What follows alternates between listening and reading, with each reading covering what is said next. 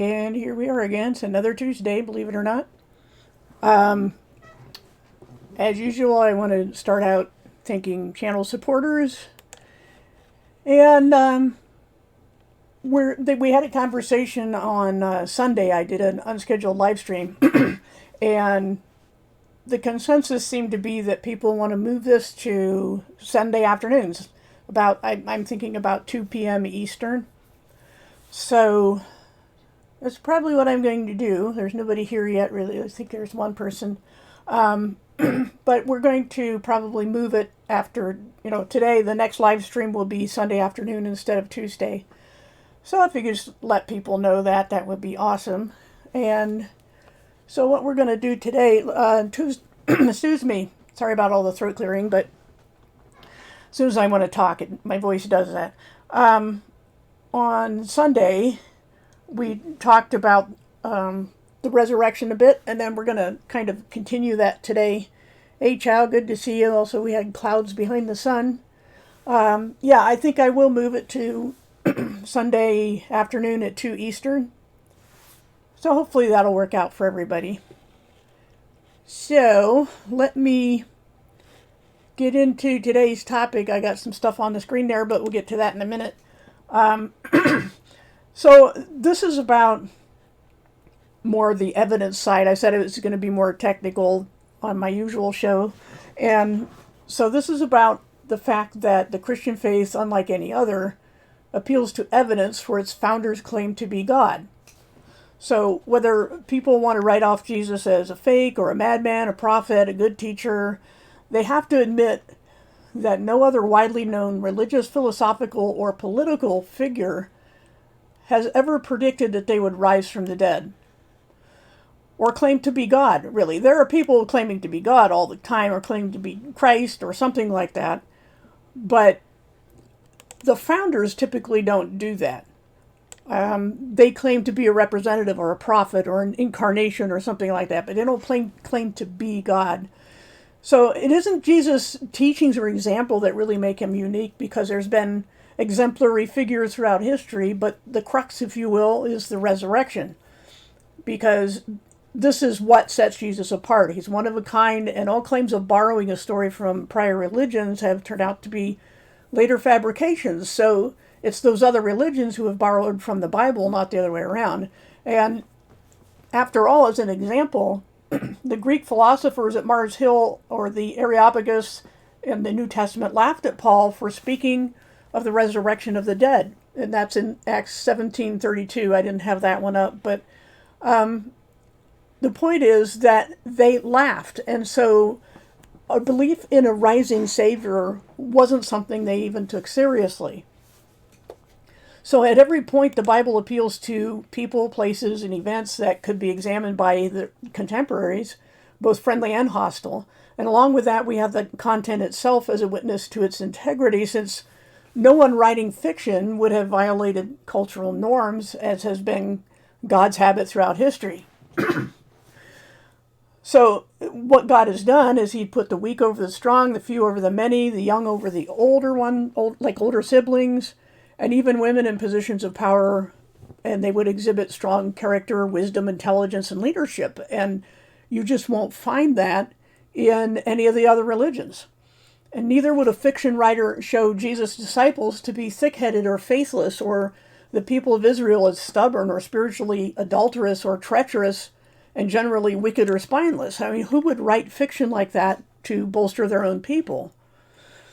Let's see, Chow's got a quote there from Acts 17:32 for what we were just talking about, so he's awesome with the quotes. Anyway, I've mentioned many times the name of Simon Greenleaf, who was a founder of the Harvard School of Law, who used legal methods to cross-examine the four gospel writers, because this is all about witnesses and evidence. He proved beyond any reasonable doubt that they were credible witnesses, but consider also we have some of the ones I've got listed on the screen there, just have some scripture passages. We have, first of all, Luke 24:10, where it lists the women who went to the tomb. They saw, or two of them went to the tomb at first when he was first put there, and then more of them came back the next Sunday morning, and they saw him alive in the grave garden. though it was clear that they were resigned to the fact that he had died. They were very sad. They didn't come there to see if he had arisen. They came there to finish the burial procedures. And, we see that in Luke 24:10 and John 20, starting in verse 11 there. You can read that whole account there. Hey, Flatterers Data, good to see you. Thank you. That's a very nice comment. I really appreciate it. I don't know why my voice always has to crack like this when it's time to start talking, but hopefully it'll clear up. I even had a minute before I started, so I don't know.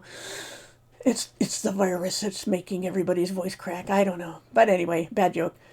So we also had the two walking to Emmaus that saw Jesus alive. That's in Luke 24. Let me try to scroll the right screen here. If we go down here, we see that they were also resigned to the fact that he had died. They were very disappointed. They thought he was going to bring the kingdom of Israel, and he wanted to, but he was rejected. So he pretended, he didn't let these two know that it was him, and he scolded them for not knowing their scriptures. And it's just another piece of evidence of people who were not exactly hostile witnesses, but certainly unwitting about the fact that he would rise from the dead, even though they had a general vague idea from the scriptures that there would be a resurrection of the dead, but they didn't know this about their Messiah, even though it was in the scriptures, as Jesus explained to these two on their way to Emmaus. And the one thing we have to remember is that the scriptures they were using was the Greek Septuagint. It's not the Masoretic text that's used in almost all Bible translations, which was done by the rabbis several hundred years after Christ because they didn't like what the Christians were doing with the Septuagint. So that's what Jesus appealed to when he explained how the Bible foretold that he would have to die and rise again.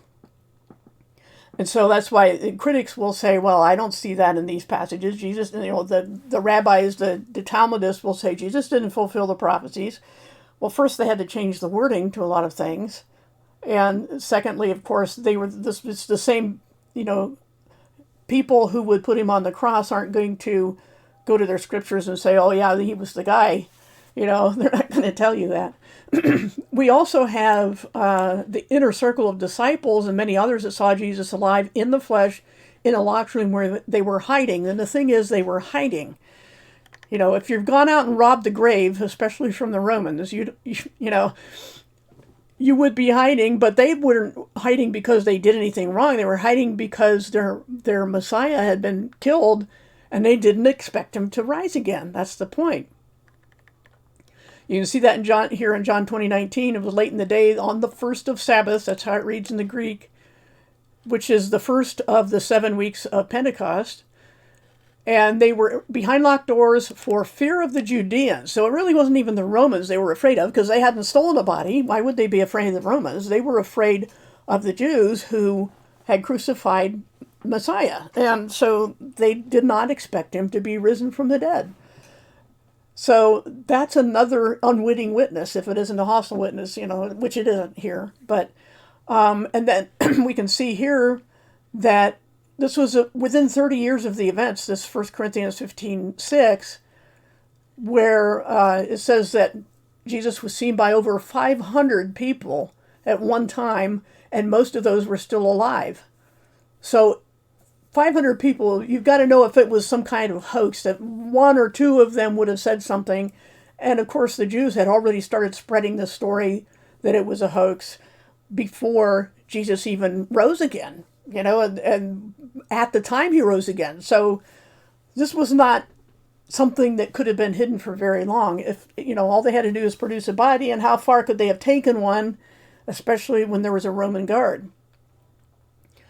So, and that, speaking of Rome, that's whose seal had been broken on the tomb, and Rome never ordered a search of the area for the stolen body or the disciples who allegedly stole it. Again, they weren't hiding because of Rome.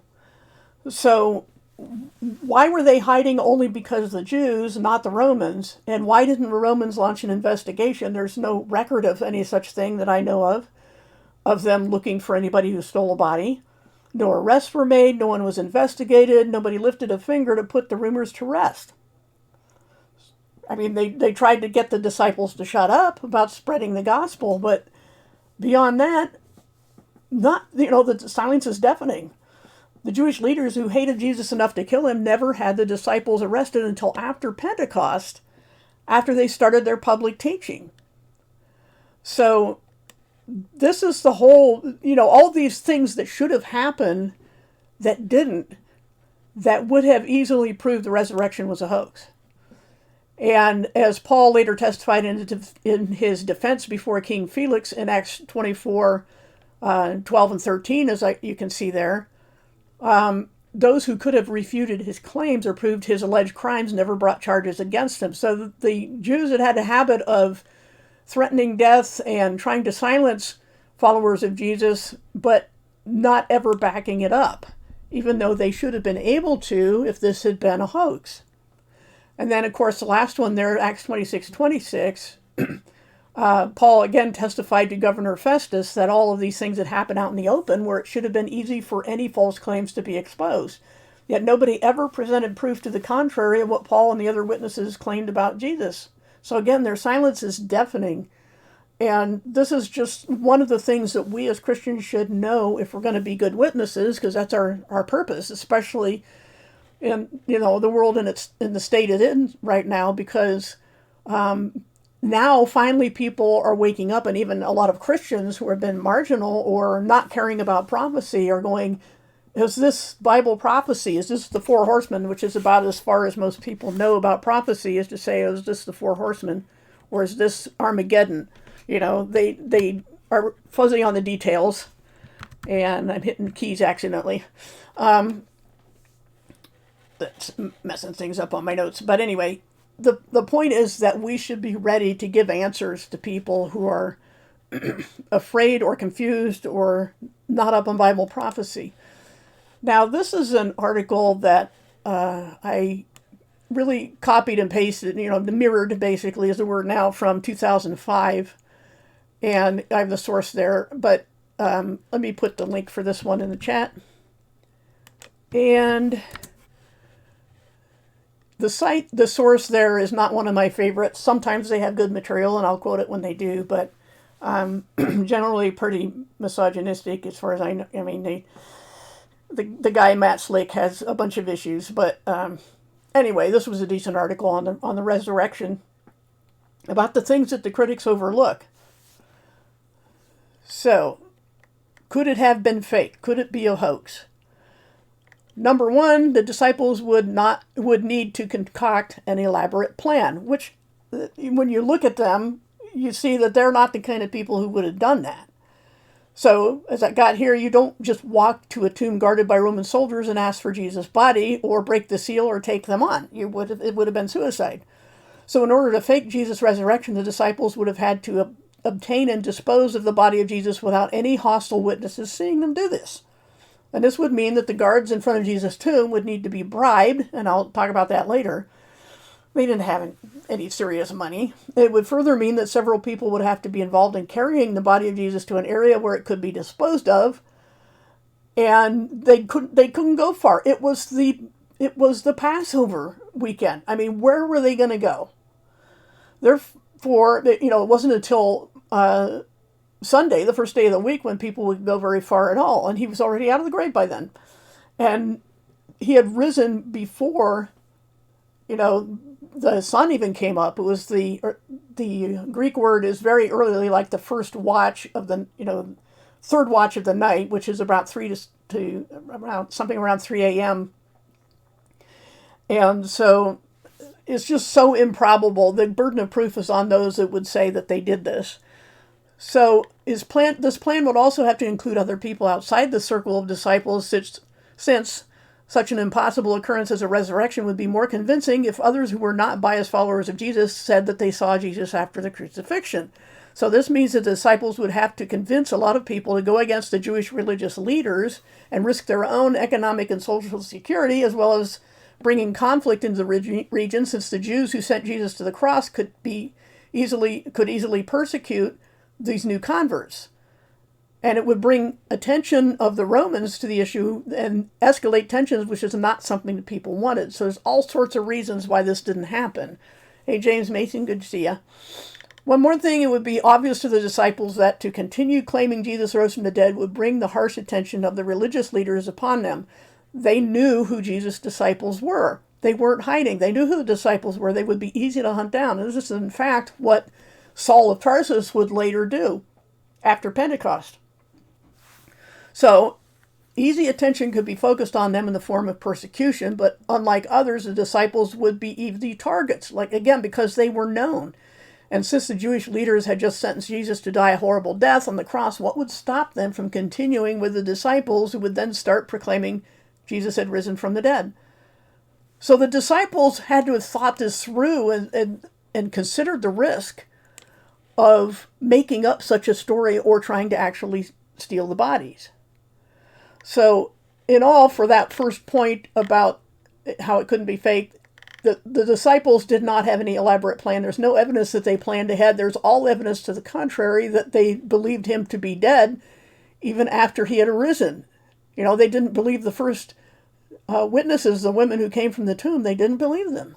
So who would have carried this out, planned it, and carried it out? So point one is pretty solid in itself, but we're go on to another one here. But let me see what we got in the chat. Most coworkers think the whole COVID thing is overblown. Okay. But yeah, maybe I'll talk about that later. But number two, a sufficient motive would have to be offered to account for the disciples' intended deception. Where's the motive for this crime or this hoax? So they would all have to agree to lie. All the witnesses, at least 500 people, would have to have been convinced to lie to the point of being tortured and killed for their faith and put out of the synagogue at the very least. 500 people. It's just not probable at all. So what would they gain from this? What was their motive? What did they hope to achieve, since everything they were doing and saying was getting them in trouble with the Jewish leaders, and that in turn would get them in trouble with the Roman leaders? What would they gain from this? They didn't have an army. They weren't arming themselves. They weren't gathering a bunch of insurrectionists. In fact, that's one of the guy Barabbas that they decided to ask to be set free instead of Jesus, not they being the Jews, was an insurrectionist and a murderer. So why would the disciples be doing this? There's absolutely no motive at all. Some people will say maybe the people were tired of the hypocrisy of the Jewish religious leaders and motivated them to claim Jesus rose from the dead, and others to undermine their authority. But who thought this plan would work? People who are upset with hypocrisy, the point is here, aren't going to lie to get rid of it. Because that's, two wrongs don't make a right. Why would they do that? There's no motive. Hey, Rakia and James Mason, good to see everybody. So Jesus taught truth, love, and self-sacrifice, so deceptive actions would be in direct contradiction with the teachings of the one they were following. So again, there's just no motive. At the best anyone can do is to guess what they would have been thinking, why they would do this. All anybody can do is guess, and they put it forth as though because someone can think of an idea, they think it must be true because they don't like what is true. So, but these claims don't hold up to anything we know about the disciples or what Jesus taught or why they would violate everything he said in order to pretend that he rose from the grave. So this is just lame. These are lame claims that Jesus' resurrection was a hoax. Point three, the guards at the tomb would have to be bribed. I mentioned that briefly earlier. The problem of bribing works both ways. The disciples could have bribed the guards not to say anything about them taking the body of Jesus, but the Jews could also have bribed the guards into saying that they did steal the body. And that, in fact, that's what actually happened. So bribery is only an evidence on against the disciples, not in their favor. So this is, if we got Matthew 28:11-15, they paid the guards off and told them to spread a lie, which the guards did because they knew they would suffer a horrible death at the hands of Rome if it had been discovered that they were sleeping on the job. So they were bribed and the Jews got them out of trouble, and that's been the story. So bribery isn't a factor in what the disciples did. They certainly didn't have the same amount of money as the Jews or the Romans. So it just is really, beyond plausible. There's not even a probability that this would be the case. So the bribe would be necessary since the guards were at risk of their lives, as I just mentioned. Here's the custom. It was if a prisoner escaped, the guards who was in charge of the guarding the prisoner would take the prisoner's place. This is strong motivation that they carried out their duty. And at the cross, that's why they had to make sure Jesus was dead, because they would be crucified if he wasn't. That's why there's no such thing as a swoon theory. If anybody knew if somebody was dead, it was the Roman soldiers. And then in Acts 16:25-30, when Paul was in prison, there was an earthquake that opened the cell doors, and the jailer tried to kill himself because he knew what would happen to him for losing all his prisoners. So that's why Paul had to stop him, and we also see here in Acts 12:18 and 19, with the commotion about the disciples and the Sanhedrin, Herod ordered guards to be executed who had allowed Peter to escape. That's why they were executed. This is what happened to the guards if they fell asleep or let a prisoner, or they're careless or whatever it was. So in order for this point to be valid, that they were bribed, the guards had to risk their lives. A large bribe would be necessary to be worth their lives. And there's no evidence that the disciples had any significant amount of money. So let's go on to point 4 and see if this has any legs. And I'm pretty sure I'm preaching to the choir that none of these are going to wash. It says the body of Christ would need to be disposed of to prevent disproof of his resurrection. In other words, they couldn't, leave any chance that someone would discover his body if, they had indeed stolen it. So if the scenario of an elaborate plan with bribe guards and collusion on the part of many followers of Jesus were to be effective, the body of Jesus would need to be disposed of. If the disciples could get a hold of his body and get away from the population, it would not be difficult at all to bury it someplace. And the disciples would have to promise that they never disclose the location, even under torture. And if this was a lie, why would they risk that? And why would we think that the disciples are liars and thieves and rich on top of that? So this is just ridiculous as well. And then we go on to point 5. Various witnesses would need to be arranged. As stated above, people would have to be coached into lying about seeing the risen Lord. Is it probable? No, not really. They perhaps here, but I'm thinking it would take a lot of people being coached by disciples who were already in trouble with the authorities, because there were consequences. They would be bringing upon themselves economic, family, social, in an honor-shame society, that's a big deal, social and religious difficulties. And they were under Roman rule. The Romans were both oppressors and protectors. It was a double-edged sword. And so there was friction in the region would be a bad thing. That's why they put down insurrections so forcefully. It's because they just, they had zero tolerance for that sort of thing. Who would risk that? And then we go on to the Apostle Paul himself, who was not a believer at that time. He was a Pharisee, a well-respected one, and he went out trying to kill, put Christians in prison and have them put to death. And that's what he was on his way to do when he was literally knocked off his high horse. And then he eventually known as Paul. But the disciples had nothing to do with it. They were hiding from him at first, because he was persecuting them. Did the disciples plan on converting one of their greatest enemies? There's no evidence that they did.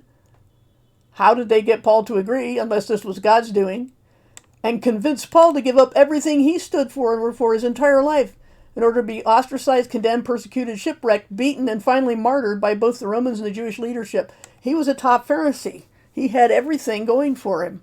He had zero motivation to become a Christian. Absolutely none. He was their bitterest enemy at the time. Does a fake resurrection account for such a bold and profound conversion of someone who had been seeking to destroy the very Christians that he later proclaimed? And he said he has seen the Lord on the road to Damascus. So what would motivate him to give up everything and proclaim Christ's resurrection? Absolutely nothing. He was already rich and powerful. So writing the New Testament, people will say, well, he wrote a large portion of the teaching letters, but he never demonstrated any motivation to want power. He already had power as a Pharisee. He had wealth as a Pharisee. So zero motive. So, also, if Paul was after money, why did he preach without charge? Why did he go without food? Why did he have to support himself with odd jobs when he could? He was not in it for money or fame or power. So it may be infamy, but that's about it. But that was not, the burden of proof lies on people who say that was a possible explanation, that he would make this stuff up. So the summary. 1, they would need an elaborate plan, they, the disciples, involving many unpredictable elements, guards, other witnesses. 2, there's a large problem in developing a motive to deceive that would be greater than the consequences of that deception. 3, the guards at the tomb would have to be bribed, but the only bribing we see is from the Jewish leaders, who had a strong motivation to finish what they started with Jesus. 4, various witnesses not involved with the disciples would have to be obtained in order to validate the story. But this means that a strong incentive would have to be offered to the additional witnesses, since their story would likely get them in deep trouble with the Jewish leadership. And 5, the Apostle Paul, the wild card they called him here in this article, what illegitimate thing would motivate him to proclaim the resurrection of Jesus when it didn't happen? Remember, he was a heavy persecutor of the church. Something happened to change him. According to him, it was the appearance of the risen Lord Jesus. So you won't find another faith tradition or sacred writing that would say what the Bible says, especially the New Testament. There's just nothing in it that you will find in another religious text or teaching that's like this, where it appeals to evidence and it says, look at all these, people and places and events that were going on. You can check this out yourself. That's what the Bible does. That's what nobody else does. And so that's why I call this eyewitness news. The good news is something witnessed by people who, they were surrounded by hostile witnesses, and they paid a terrible price for what they proclaimed. So this is why you won't find other religious traditions or faiths or texts doing what the Bible does and saying, this is about an event that happened, a person who rose from the dead, who proved himself God, and this is how we know which God is the right one. People say, okay, I believe in a creator, but I don't know which one. Well, here you go. Find something that compares with this. You just won't. Now, there are a lot of people who think that it's wrong to appeal to evidence, that the spiritual is the spiritual, and it's all about what you feel and perceive. But it's funny how people like that get so bent out of shape all of a sudden when it comes to Christianity, because we're not doing what they think we should do, or believing what they think we should believe. If we do have evidence, they say that's wrong, you shouldn't need evidence. And if we don't have evidence, they say, you believe a lie. So the point is that the problem is not lack of evidence or lack of logic or lack of spirituality. It's just that people don't like this truth. And you won't find another faith as universally and perpetually attacked as this one. So, this is kind of, like I said, a follow-up to what I did Sunday. Sunday is more of a, big picture and what's this Easter season thing all about for a general audience. This is for us to know why we believe what we believe and why it's different. So, let me take a look at the chat and see. Again, we've got like half the viewers today. 10 is pretty low. So I think it's pretty obvious I'm going to try moving it to Sundays, 2 p.m. Eastern, So let everybody know that isn't here, which is, like there's 1,000 subs and 10 are here. So got your work cut out for you. So anyway, let me catch up with the chat here. Chow's got the links. That's awesome. Thank you for that. Let's see. To deny he is risen, you would have to deny all the other godly things done in front of the masses. Yep, exactly. Let's see. Not sure who you're talking about. Something in the chat there about somebody's creepy. Anyway, yeah, telling children to be afraid they might be martyrs is just like pretty messed up. Let's see. The only risen God. Yep, exactly. Did you catch the video by Woketown channel? Nope, I didn't. You may be talking to someone else.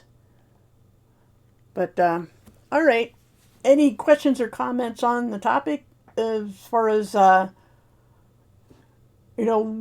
what we need to tell people, especially since the time does appear to be very short. I mean, there have been bad times in history before, but I think this is unprecedented, at least on this side of the flood. To have the whole world being so locked down on the basis of some very dodgy data, fear-mongering, real or perceived, doesn't matter. It's the fear-mongering and the shutdown, the destruction of the economy, the quarantining of people willingly, looking for scapegoats, looking for, people to snitch on for not wearing a mask or gloves or whatever it is. Pretty soon, I don't know when, but that they're driving for forced vaccination. They've said so, that you would have to show your papers that you've been vaccinated or had the illness and you're immune in order to go out of your house. It's coming.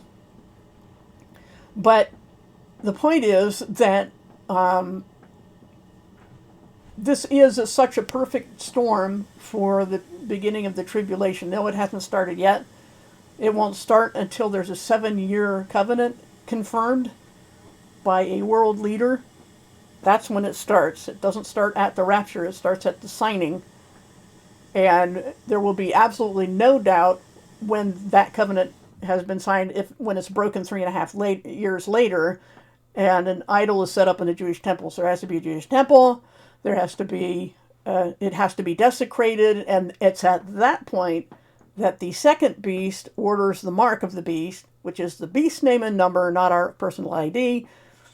But it's conditioning is what's going on now, to say you can't buy or sell, you can't go out of your house until you've had a vaccine, is only a short hairbreadth away from people accepting the mark of the beast. And this is why we need to stand up and say what is and isn't the mark, and that if this is the precipice of the tribulation, then we better get busy spreading the gospel even more, because people need to know, that this is the one true God, and that they've had 2,000 years to decide whether to accept this fact or not, and it's not going to last forever. So that's where I think we are. Like I said, I think Sunday, we're staring down the barrel of it. It's even since the world wars or anything like that, there's never been the whole world like this. You could run to another country if your own country was being torn up by war, or if you had some terrible disaster of some other kind, but you can't do that anymore. There's no place to go. You can't even go down the street in some places without the cops, demanding your papers. And in every part of the world, it used to be the U.S. was free, but it hasn't been free for a long time, but at least you could go places. Even though they were watching you, they didn't tell you necessarily, but you had to know they were doing it. But now it's like they will physically stop you. It's not quite that bad in a lot of the country, but it's getting there. And so I think, this would be a great time for the rapture, if you ask me. And anybody who isn't concerned or afraid, about being tortured for not having a vaccine, there's something wrong with you. So, let's see what's on in the chat again. But yeah, we as Christians shouldn't be afraid. I mean, it's natural to be afraid, but we should have the peace of God in us is the important thing. And but still, as humans, you got to be very aware of what's going on and what you might have to face and be prepared for it. So, let's see. Yeah, how long it's going to be until it's absolutely enforced, I don't know, but everything is in place for it. I mean, after 9/11, we all had the TSA, and it never got rid of, even though it's unconstitutional. And they half the workers have criminal records, and they make a show of putting on these plastic gloves, these latex gloves, but they don't change them between pat downs. So what the heck good is that? They're passing germs from one person to another, and I can guarantee you won't, that if you were able to go on a plane trip, the TSA would not change their gloves and put on a mask or anything. They're just so inconsistent, the whole them, like the fact that you're supposedly able to pick up food from a drive-through window, but you can't handle cash because it's germy, even though you may pay for your meal with cash, but they want to get rid of that, but not the paper bag that they hand you your food in. It's just ridiculous. So anyway, point being, the focus being that we have a unique faith because a unique Savior, the only one who rose from the dead, who was predicted to do so, and I think it's about time for us to go. I know I've been saying that for years, but this is unprecedented. So, anyway, it can come anytime. We all need to be praying for that. Alrighty, anything else in the chat? There's only 9 people here. I probably, like I said, I will definitely move it to Sunday afternoon and see if that helps. But it takes preparation to do these things, and it seems like it's not of very wide interest, but I'll keep doing it. But, I just try to pick a different day and time. So anyway, I guess that's pretty much all I have. I thought it was an important topic, and I'll try to think of something for next week, which again will be Sunday afternoon, 2 p.m. Eastern. So let people know if you didn't see them here today, which is most subs. And want to thank all you guys for coming today. So thanks again, and we'll catch y'all later.